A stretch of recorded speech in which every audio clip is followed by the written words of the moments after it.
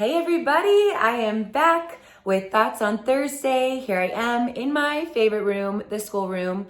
Of course, I'm not going to be here for too long because I am heading out next week on tour. It's the Testify Tour with John Reddick, and we start off next week in Texas, and I am really excited. So if you have not already got your tickets to come and see us, you can go to kimwalkersmith.com and come worship Jesus with us. It's going to be so much fun. I cannot wait. But anyways, let's get into Thoughts on Thursday today. I wanted to talk about my song, The Glory. So The Glory is on, the Trample album that just came out in June. And someone actually asked me if I would talk a little bit about this song, which I thought was a great idea. And this song is written out of my own frustration, let's say, with where things are at, as we have been discussing with worship and the industry and all of those things. And also this song is just written out of my heart and what I am hoping to steward and hoping to do as a worship leader, which is to give all the glory to Jesus. And so let me start with, let me just read some of these lyrics, okay? So if you haven't heard this song, of course, you can go listen to it on all the platforms. It's all over out there. The Glory. Okay, so the first verse, it says, "No more assuming what you want to do. I'll get out of the way and give you room. No more containing the way your spirit moves. I'll get out of the way and give you room." This verse, the biggest thing that I'm trying to express here is that my greatest heart's desire as a worship leader is that I would make room for the Spirit of God to move. I pray before I go on stage every single time, and I have pretty much the same prayer every single time, which is, God, what do you want to do in this place today? And how can I partner with you in that? How can I be used by you? What do you want me to do? How can I best obey you? How can I best follow you? And I asked the Lord about what is his heart for the people in this room. It's a different day. It's a different group. You know, you might be a worship leader at a church leading worship every single Sunday. And so it is mostly the same people every time, but it's a different day. It's a different moment. What the Lord spoke last Sunday is maybe not what he's speaking today. And so I'm wanting to ask the Lord, what is it that he wants to accomplish in this moment? But also, I just want to make room for Holy Spirit to move. I don't want to be in a big rush trying to get through the songs or the set list. I don't want to just stand up there running through the routine of what happens before the pastor speaks. I want to be attentive to the moment and what God is doing. And I believe that we are stewarding a moment in time for God to move and hoping that people step into that. We can't force it. We're just creating space for it and encouraging people to step into it. And I really believe, and I've said this so many times, but I really believe that every time we come into worship together, that we should leave different. We shouldn't come in the same way we go out. Like we should be changed in the glory of God, in the presence of God. The second verse, it says, "No more performing. I'll bring you something pure. Forever, the one thing I'll pursue." It's Jesus. "Fully surrender to no one else but you. Whatever you ask, I won't refuse."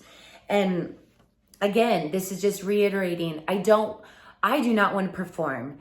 If you come out to one of the nights of worship on this tour expecting a performance, expecting a concert, you will be disappointed. I am not a performer. I cannot perform. I am so focused on, God, what is it that you are saying? What is it that you are doing? I want to draw close to you.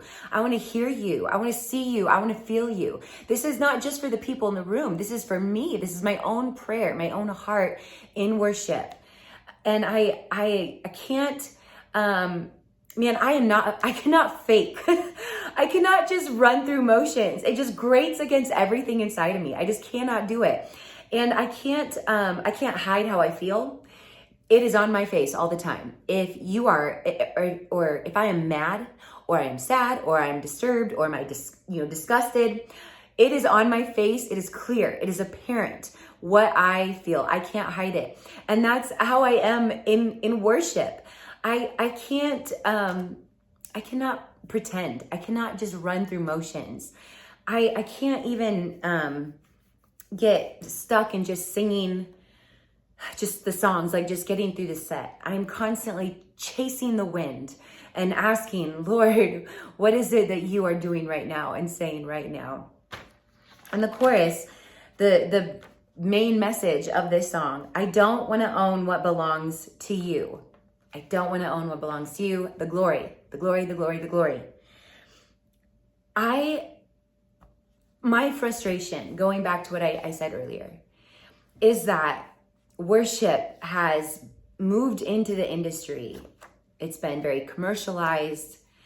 It's being owned by huge labels, most of which are owned by secular organizations. Worship has become a moneymaker in the church. Church is saying, oh, we should record, we should make music, we should put it out there.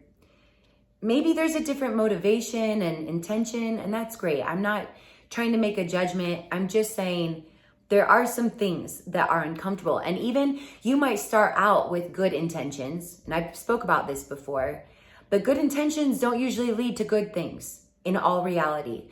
What matters down to the bottom line is our choices, what we actually choose.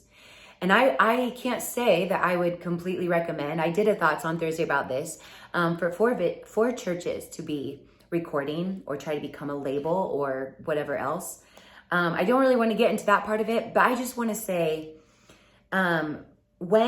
when the money starts coming in and you have to, even legally, to sort this stuff out, sort out who owns what, who owns the music, and who's getting paid what, and where does that money go, and all of those things, man, it gets sticky. It gets really sticky. And I think at the end of the day, especially and mostly and forever when it comes to worship, it belongs to Jesus. It is his. It is for him and it is his. And I don't want to own the glory. I want all the glory to go to Jesus. And I'm not afraid to shine. We are called to be a light in the darkness. I don't think it's arrogance for me to say, I know that I'm a good worship leader. I know that I do a good job at following the Lord and leading the people. I know I do this well.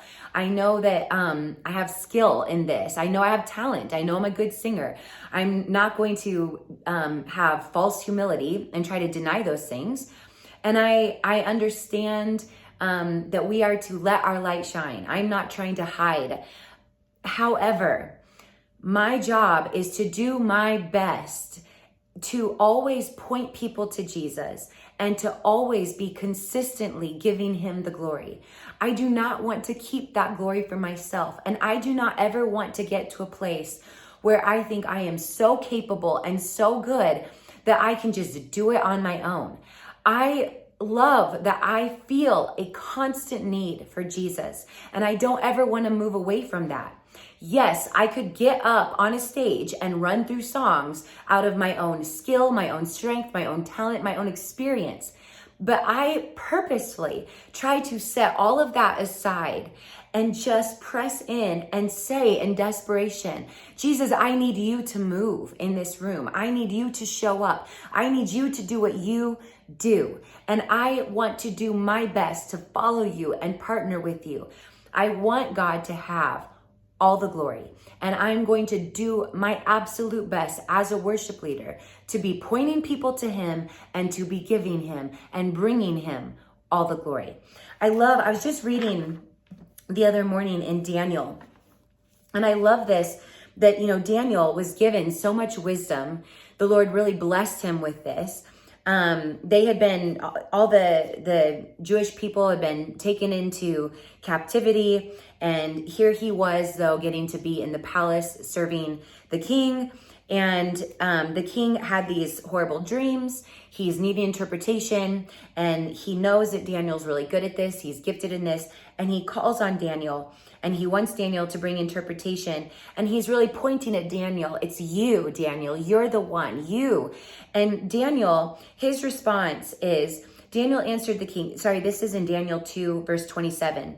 Daniel answered in the presence of the king and said, the secret which the king has demanded, the wise men, the astrologers, the magicians, and the soothsayers cannot declare to the king.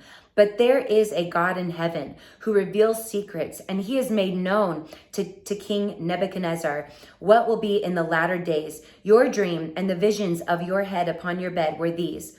As for you, O king, thoughts came to your mind while on your bed about what would come to pass after this. And he who reveals secrets has made known to you what will be. But as for me, this secret has not been revealed to me because I have more wisdom than anyone living, but for our sakes who make known the interpretation to the king, that you may know the thoughts of your heart. He basically makes it clear to the king, listen, it's not me. I'm just following the Lord. And the Lord actually spoke to you. He is the one. It's him. He points all the glory back to God. He walks in humility. Daniel is this really talented, really gifted, anointed person, noticed by many people, but he continually points it all back to God, gives God all the glory, and says, no, God is the one who interprets. God is the one who reveals the secrets. God is the one who speaks. God is the one who moves. And I love this. It's such a beautiful example. And this is what I want to do as a worship leader. The last thing I'll say about this song, The Glory, it says in the bridge, come take your place. Come take your place. Tear down the idols we have built on every stage. No other name, no other name. You're the only one who's worthy of our praise. And I know that this is a really strong statement to say, tear down the idols we have built on every stage. And our minds might first go to, people. Certainly, there have been times that we have elevated, and maybe even currently elevated people or churches or maybe even denominations, elevated them to this place of esteem. I think that it can become idolatry. I think it can become when you're turning to that person or that church or that movement or that denomination or that program to hear a word from the Lord first before going to the Lord yourself. I mean, is that idolatry? Maybe.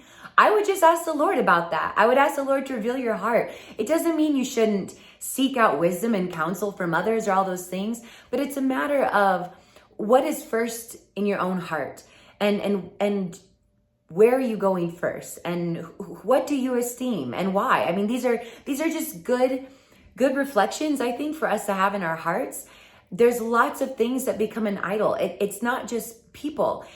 The idolatry could be in the program, the perfect, tedious program that has been set up, and there's no room for the Lord to move because we have our perfect program and we don't want to stray from this. We have figured it out. We know how to have the best church service. We know how to have a perfect church service. Everything's timed and everything goes like this, and it's step this, and everything's just laid out in such a certain way. And I know these things are uncomfortable to talk about. They're frustrating. I might even push some buttons talking about this. I just merely want to point out that these are things that are hard, frustrating, yes, challenging to talk about, not necessarily black and white all the time. It's not always just a very clear, simple answer. But again, as someone who enjoys the hard conversations and confrontation, I like that stuff. I do believe iron sharpens iron, and I do believe that we should all be growing, and I do believe that we should, just like the word says, say, God, examine my heart, search my heart, look inside of me, see if there is anything that should not be there, that's not quite right, that's not lined up the right way. And this last statement of the bridge saying, come take your place, God. First and foremost, you are number one. You are king. You should be at the center of our stage, our church, our movement, our everything. And if there is anything that has become an idol, anything that has made itself first before you, God, we want to tear that down. There shouldn't be anything coming before him. And we shouldn't be operating in a way that says we know better, or we know more, or we're doing it in our own strength. Reliance on the Lord is a good thing. So anyways, I know this song may not be for everybody, but I think it's a needed song. I think it's a needed message. I think that Jesus should be first, and I think we should be making room for him. And I think we should be doing our best to always bring him all the glory. And that is what I hope to do in my own life, not just on stage, but just in my life, in my home, in worship, and all those things. So there we go. There we go. That's the glory. And that's it for Thoughts on Thursday.